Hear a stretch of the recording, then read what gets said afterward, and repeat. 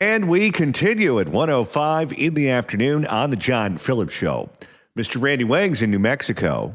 John, there are a lot of reasons why rebuilding has been so slow in the Palisades in Altadena, but here's a very California one. A contractor is having a hard time doing a rebuild in Altadena because someone stole a bunch of his equipment. Uh-oh. Well, it's going to be hard to rebuild the homes without equipment. 800-222-5222 is the telephone number, 1-800-222-5222. It is our pleasure to welcome our next guest to the program. She is the former majority leader of the California Senate and is a current candidate for lieutenant governor. You can follow her on X at Gloria J. Romero. Senator Gloria Romero, welcome. Thank you. Good to be with you. Senator, you have decided to throw your hat in the ring and run for statewide office for the office of Lieutenant Governor in 2026. What made you decide to do that? Well, what made me decide to do this? To a large extent, it's because of the experience that I've had in California and the recognition that one-party rule in California has basically caused California to lose its way. And it's working families that are paying the price. California leads the nation in homelessness. California leads the nation in poverty. We are amongst the last when it comes to literacy and achievement and proficiency in reading and mathematics in our public education system. But largely it's the fraud, it's the waste, the abuse. And unless we have the courage to walk away, to vote differently from how we have been voting in California, and to inject some bipartisanship in Sacramento, we are never going to be able to restore the sheen of gold to the state of California. So finally, I decided, if not me, who? I've put my name into the ring, and so here I am. You're running on a ticket with Steve Hilton, who is a candidate for governor, and others who are running for other statewide constitutional offices. We know that the state legislature currently is run by the Democratic Party. They have supermajorities in both houses of the legislature. Should you and Steve Hilton be successful in your pursuits for governor and lieutenant governor, how exactly would the conversations change in Sacramento? Well, this is very unique, and I think it's a very exciting and novel idea. We have put ourselves forward as the golden ticket. So I'm telling folks, forget Powerball, forget Mega Millions. We're dealing with the fifth largest economy in the world. We're talking about billions and billions that are in need of smarter management and care and caution. So how might it work? First of all, of course, even though we are a ticket, a novel idea for California, we still have to run independent campaigns and be elected independently. But we would serve as a ticket. Sort of think about at the federal level, you have a president and a vice president on the same team working together in conjunction. We know from the past that we have seen where governors and lieutenant governors might go for years without ever even talking to each other. And that's been part of the problem. You know, politicians run for these seats.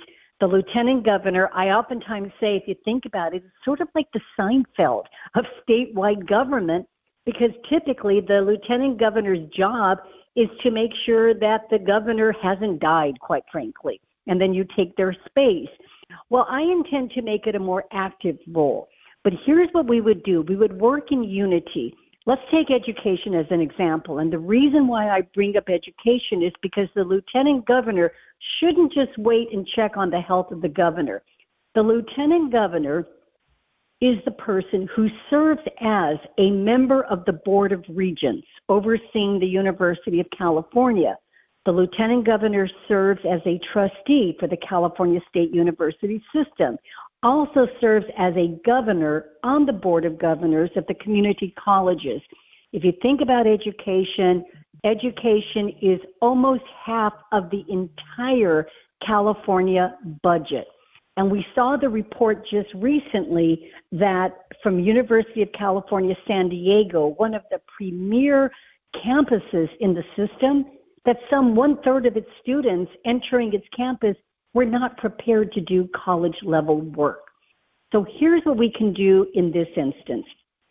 The governor makes appointments to the regents, to the governors, to the trustees. Okay, so the governor makes the appointments, but they have to be approved by the Senate. Well, guess who presides as president of the California State Senate, where all approvals of governor appointments are made? It is the lieutenant governor. I served when I was in Sacramento as the majority leader of the California State Senate. And much of that is, how do you shepherd legislation? How do you shepherd appointments? How do you work across the aisle, as I did in Sacramento, to make sure that we can get the appointments that are needed? So that's a very important role. You know, in addition to that, we've seen Gavin Newsom, in his effort to preserve plants over people, burn half the state of California, the Palisades, the Eaton fire. We can even go back to Paradise as well. Well, the lieutenant governor serves as a voice on not only the Land Commission, but the Coastal Commission. And so we can cut through the chase of trying to get the re-permitting going, the rebuilding going for victims of state and local incompetence when it comes to fire management. So it's a very important team if they work together, independently elected, but on the same page in saying that we need to do better and get a coordinated, smart, effort to restore what can be in California. Those are just some examples, but there are many ways in which we should work. And of course, first and foremost, they should talk to each other rather than just one person checking the newspaper to say, oh, the governor's alive today, go back to sleep. One of the things that we constantly see in California is that if you go through the proper channels, nothing ever happens. If you have a bad neighbor who is doing something they shouldn't do and you go through your council person, nothing happens. If your street light is out because some crackhead stole the copper wire, it takes them forever to fix it, and your neighborhood's in the dark, and nobody does anything about it if you go through the proper channels. But when the news media comes out with the camera and the reporter doing the stand-up, that's when they're embarrassed into doing something. Whenever there's light that's shined on a problem in California, that tends to work. Now, it's not supposed to happen that way. You're supposed to go through the proper channels, and there's supposed to be some process that allows problems to be resolved. But here, that just doesn't seem to be the case.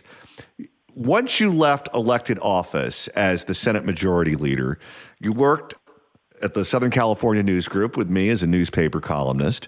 You wrote a book. You have worked in broadcast, doing television and radio interviews. You understand the news media. If elected as lieutenant governor, would you use the bully pulpit aspect of that office to shine the light on many of these problems that can't get resolved through the proper channels?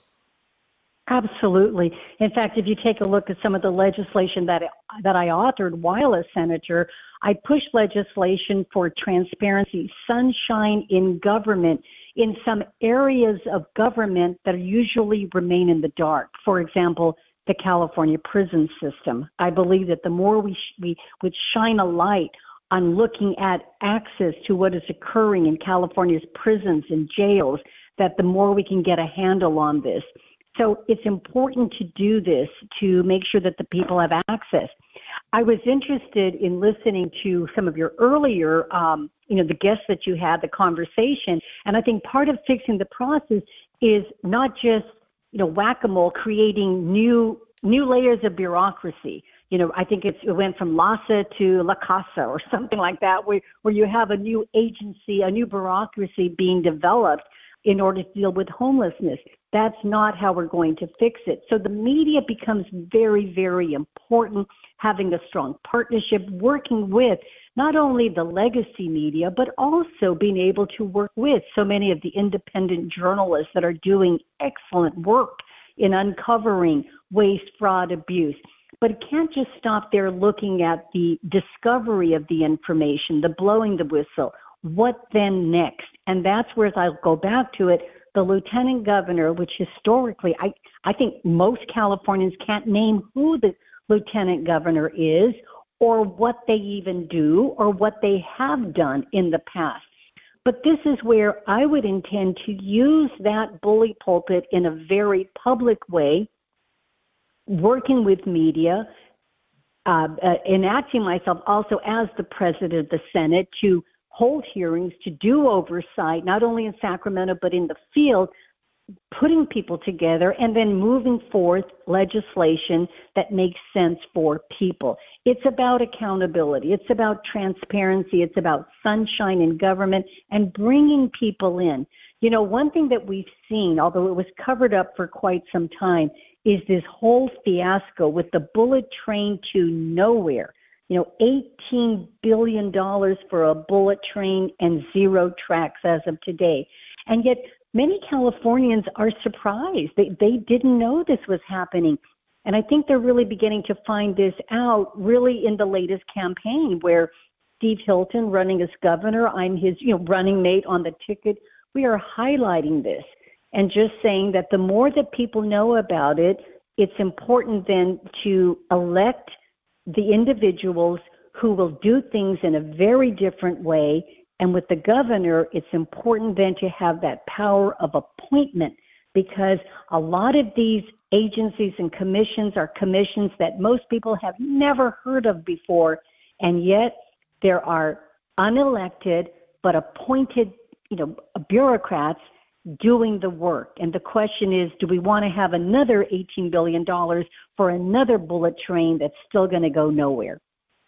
You mentioned that you previously served in the legislature, both houses of the legislature, the Assembly and the Senate. You were a Democrat when you served in the legislature. You're now a Republican. Currently, the Democrats have supermajorities in both houses of the legislature. If you and Steve Hilton were to be elected governor and lieutenant governor as Republicans, is there a large enough block of moderate Democrats still left in the legislature that you could go to try to produce, I guess, a coalition-style government where you can get your programs through, where you cobble together the conservative and moderate Democrats along with the Republicans and try to get your programs through? Absolutely. And remember, the last time that I left Sacramento, I was able to get through some of my most important legislation on school choice, school reform, getting parents to have a true active voice in being the architects of their own children's educational futures, precisely because there was a mixed ticket. We had a Republican governor. The two chambers were still run by Democrats, but that's where I was able to work to say, to cobble together the coalition. I've had experience in that. You start with, in this case, even if it was the minority, the Republican minority, put that together and then find the handful of moderate, sensible, common sense Democrats who are willing to work across the aisle to get something to a Democrat governor. If you don't have mixed government, if you only have one party rule, there's no incentive, there's no reward. If anything, there's punishment for people working across the aisle or trying to get something to a governor. So we have to, you have to break that. You have to walk away from what has been to be unburdened by what has been, dare I say, in order to get a different outcome.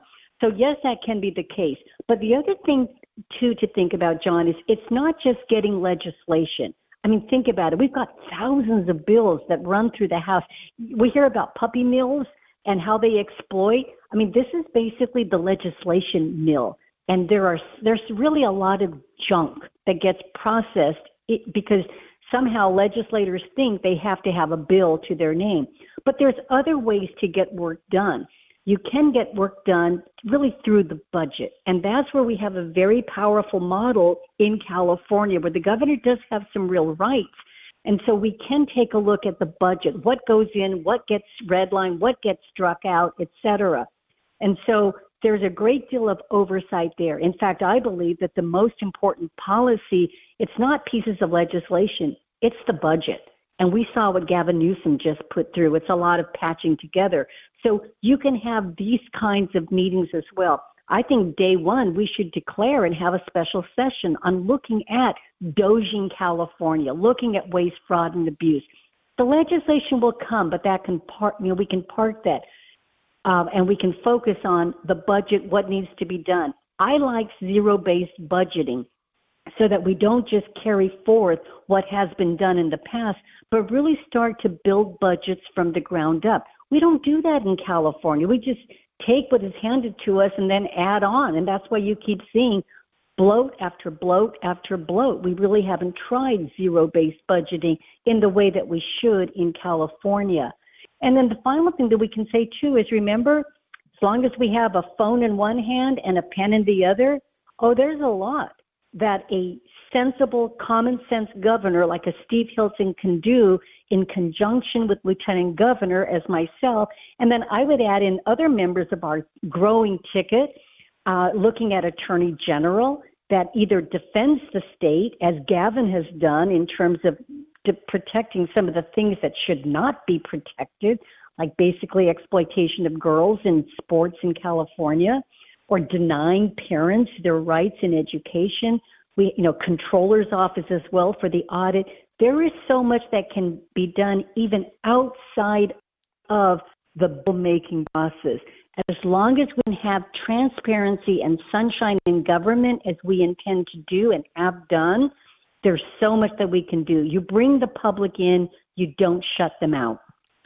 Last question before you go. We know that the SEIU has proposed a wealth confiscation tax that has caused $1 trillion in wealth to move out of the state of California. Gavin Newsom says he's against it.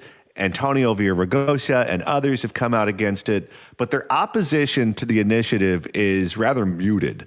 They're not really going all in to try to kill this thing off. They seem to understand that it would be catastrophic for the state, but they're not going all in to try to defeat this thing. Other statewide constitutional office holders and members of leadership in the legislature have not taken a position on it. They haven't taken a position on it, not because they don't know if it would be bad for California. They don't want to be on the wrong side of the SEIU. If you're a Democrat and you're on the wrong side of the unions, you're in trouble, and none of them want to cross that line. If you and Steve Hilton were to be elected governor and lieutenant governor as Republicans, do you think that you would be unshackled in those circumstances where you wouldn't have to couch your words? You wouldn't have to hold your punches. You could come out and you could say exactly what you think about it and not have to worry about being on the wrong side of the SEIU. Absolutely. And I think what you're pointing to is really the very powerful special interests that run the levers of state government in California. I have served in essentially what you call the belly of the beast in California. I've seen the significance of power and how it shuts people out and how it runs over those who try to stand up and do the right thing. I've challenged the most powerful political forces in California, the teachers union. Sounds great in name, but when you take a look at how that money's collected, where it's used, et cetera, it's really been very detrimental to learning in California. And SEIU is part of the alphabet soup of special interests that literally run Sacramento. So yes, I think again too, it's important. I don't anticipate that we're going to get any of their support. We're not looking for it. We'd welcome, the members. I think there's a differentiation between the executive boards that run that and the rank and file who want a better life, who want affordability, but their own union leadership is entrenched in power and not delivering for their working class base. So we can do that. We have done that. This, and even again, too, the so-called wealth tax is bad for California, as we've already seen. And it's also just property seizure. It really is not the end. It's the beginning of a whole new seizure of assets that begins with a handful of billionaires, as they say. But, be prepared. There's no such thing as a one-time tax in California. Once that, as they say, the camel's nose gets under the tent, it means then that the middle class is next. You're going to go forward, and we're going to see continued destruction of the state. And we've already seen it. And as to Gavin saying he's opposed it and leading from behind, he should have spoken up when it mattered a long time ago. The candidates are waiting. They're putting their fingers up into the wind to see which way the wind's blowing. And finally, when they say, it's getting criticized, that's when they they come out to oppose it. But as you've said, rather weakly. Gloria Romero, candidate for lieutenant governor here in the state of California. You can follow her on X at Gloria J. Romero. Senator Romero, thanks so much for stopping by. Thank you. Please go to gloriaromero.com. Thank you.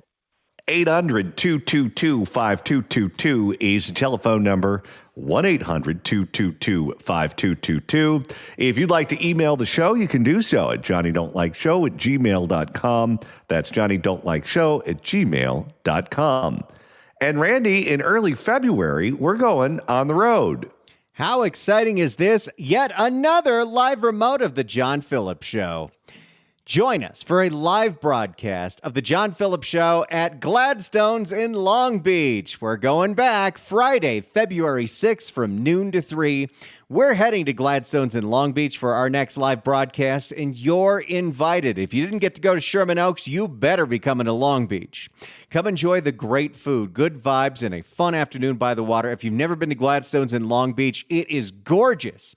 And we're going to have special guests like our friend Susan Shelley from the Howard Jarvis Taxpayer Association. She'll tell you more about your taxpayer rights and protecting Prop 13 because, as we've been telling you, the courts have made it easier to raise your taxes. We need you to come by and sign the petition to save Prop 13.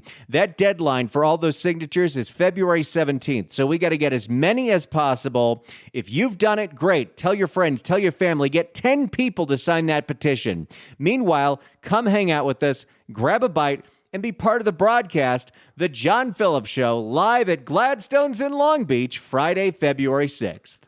And right now it's time to open up the California Crime Blotter. It's happened yet again. I see. Time for the California Crime Blotter. And Randy, the first edition for today's show takes us to the town of Oakley. Oakley in Contra Costa County has got quite a little controversy on their hands when a couple of jackass teenagers, I know I use that word a lot, but it's worth it here, because they got into a little shootout over who was selling who marijuana. I hate it when that happens. For more, here's KTVU, Fox 2 in the Bay. An argument over drugs led to a shooting in Oakley in Contra Costa County involving teenage suspects. Boy, what was it? Yesterday in Oakland, it was an argument over fake IDs and who's selling them. Today in Oakley, it's an argument over pot. A young man ended up with a graze wound to the head. Our crime reporter Henry Lee live at the Oakley Police Department tonight with the details. Henry? Henry can have this job as long as he wants it. He is vastly needed in the Bay. You know, the only person who I thought had better job security than the crime reporter in Oakland, I thought that the translator on the Big Spin had the safest job in the state. And then the Big Spin went off the air, so now it's Henry Lee. Greg, Oakley police say a dispute over marijuana sales led to the shooting, a high-speed chase, and 2 teenagers under arrest. How's this legal marijuana market working out for everybody? Seems to be running smoothly. Surveillance video obtained by KTVU shows a car going down a one-way street in Oakley. It soon doubles back, and then a few moments later, that's pop, pop, pop, pop, pop. And after a town named after the glasses.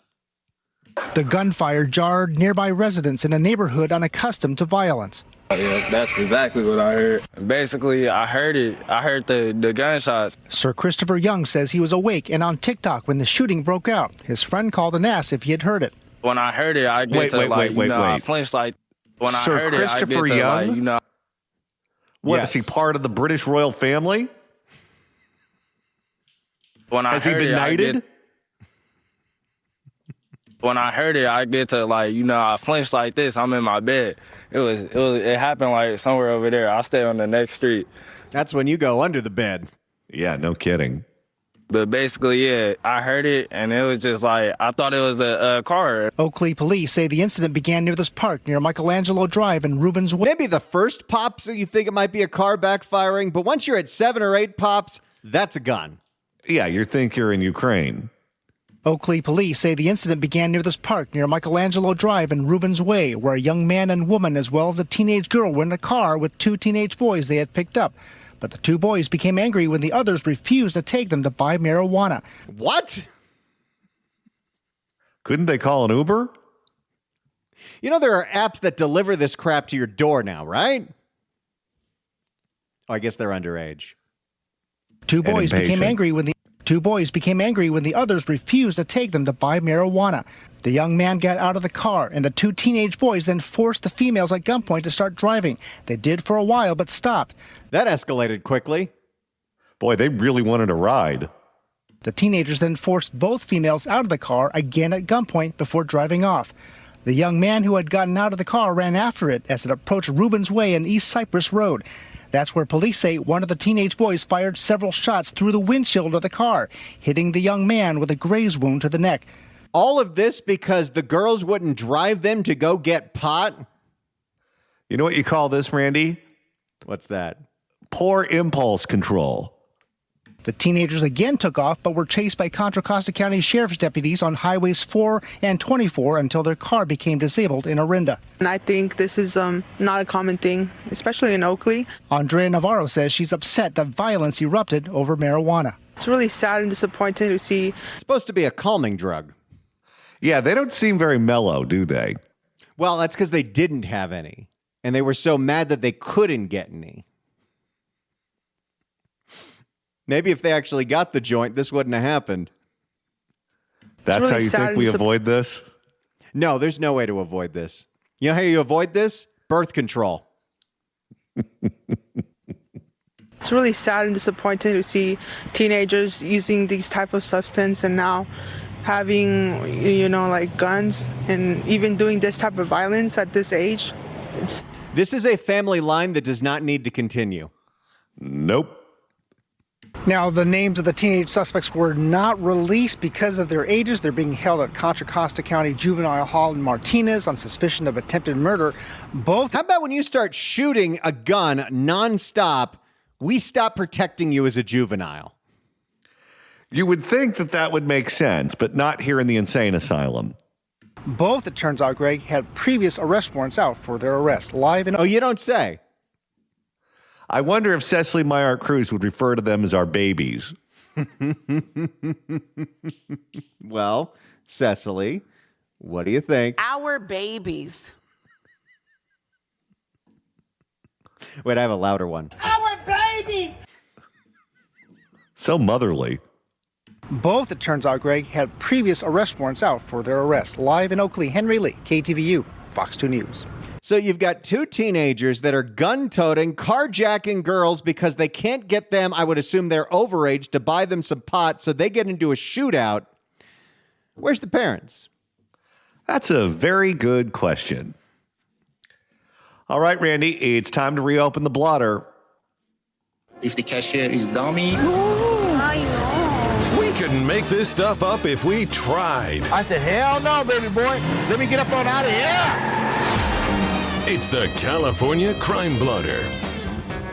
And Randy, this one takes us to the city of Pomona in Los Angeles County. A crazy guy, most likely on drugs, armed with a machete, tried to destroy a laundromat. And apparently it all has to do with the San Francisco 49ers. Okay, that's a fan who takes it very seriously. For more, here's Fox 11 in Los Angeles. It started as a normal day here at the laundromat in Pomona, and then it turned into chaos, and all of it captured on video. I think that he was on drugs. Highly erratic, very aggressive. Sounds like it to me. I think we have a diagnosis. Usually they go together like peanut butter and jelly, don't they? Armed with a machete, this man storms into Super Wash and Dry on Fairplex Drive in Pomona on Saturday morning, yelling at the owner's 16-year-old son. He was just saying a lot of, I think it was like F the West Side or something like that. What? There's that big of a rivalry with the west side of Pomona, huh? F the West Side or something like that. The armed intruder appears enraged, targeting the teenager because he's wearing a red 49ers jersey. Oh, maybe it doesn't have to do with the Niners, and it maybe has nothing to do with that blowout loss against the Seahawks. Maybe what this has to do is that it's a red jersey, and this is like a Crips and Bloods kind of thing. It's why the postal vans get shot at in certain parts of Oakland. Yes, and this is true, and it is the most Oakland thing you've ever heard. The gangs tag the postal vans, and then if the postal vans drive into the wrong neighborhood, they start getting shot up. I don't think I'm coming back to California. I could do the rest of the year from here, right?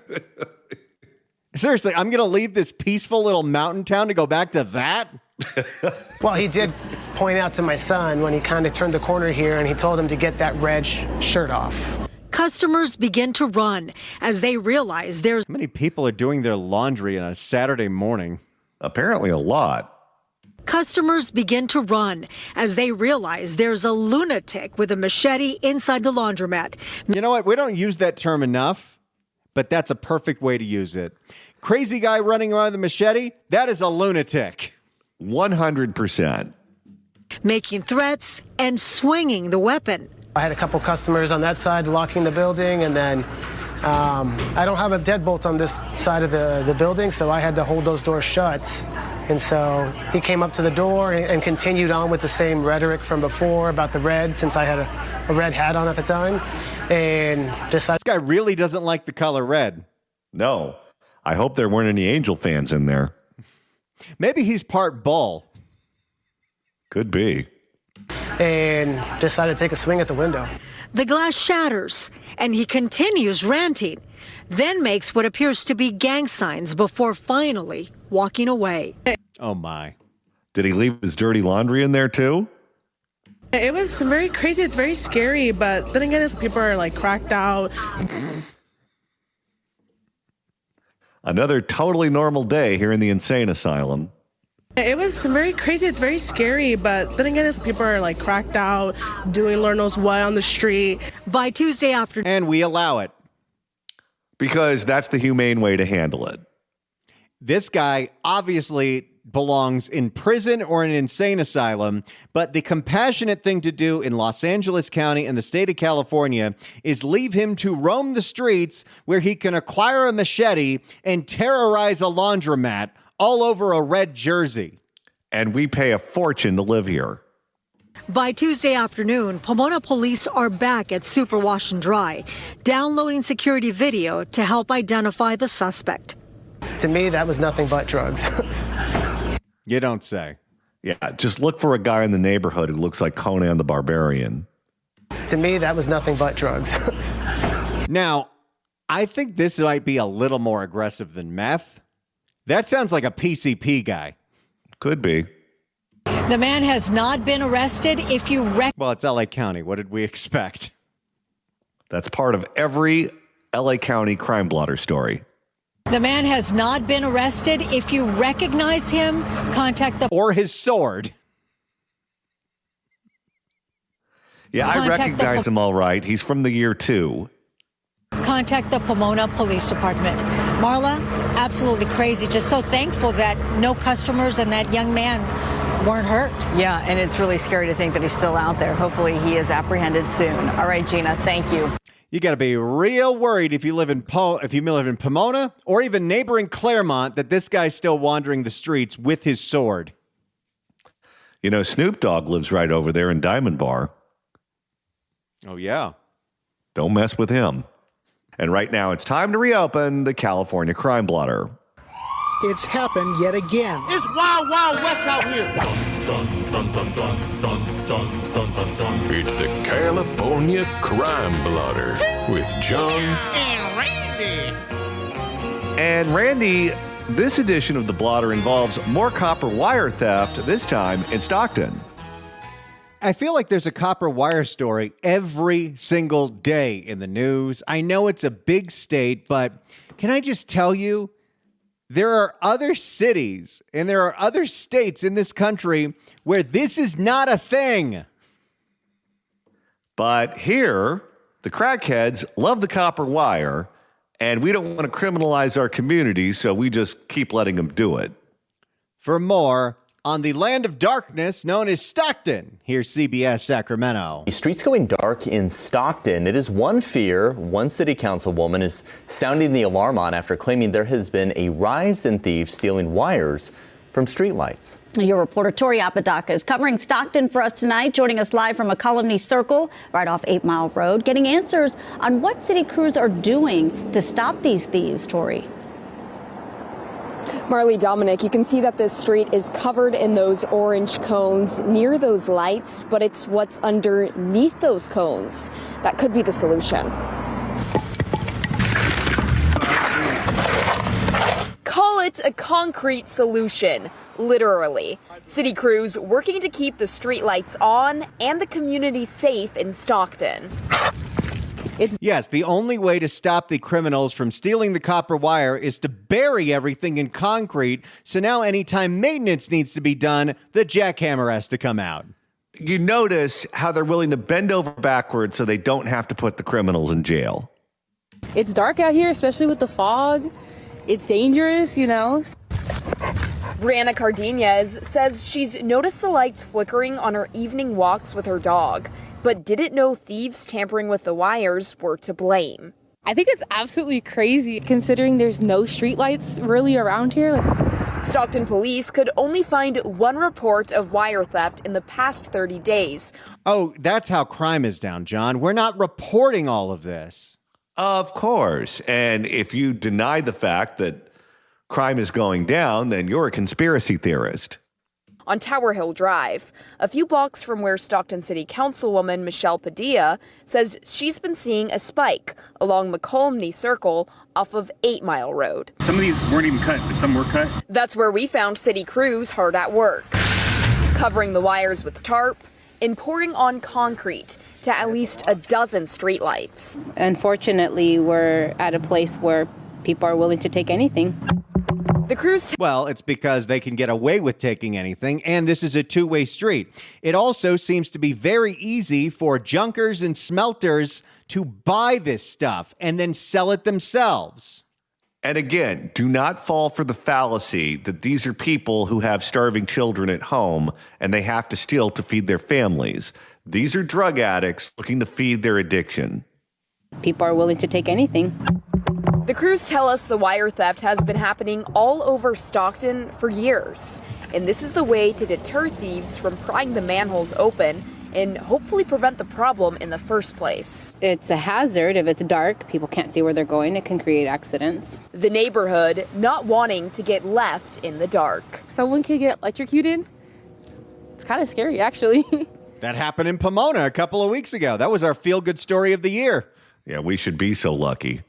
And the good news right now, live out here, all the street lights that we can see on the street are on. The city, though, is still working to see how widespread of an issue this is. Well, you just drive where there's no light. I think you know what the deal is. Some of them are just out because of negligence. Most of them are out because the copper wire has been stolen. And John, this isn't just lights, but as we have heard about in the Bay Area, it's also in Sacramento specifically, this also has disabled their rapid transit system over and over and over again.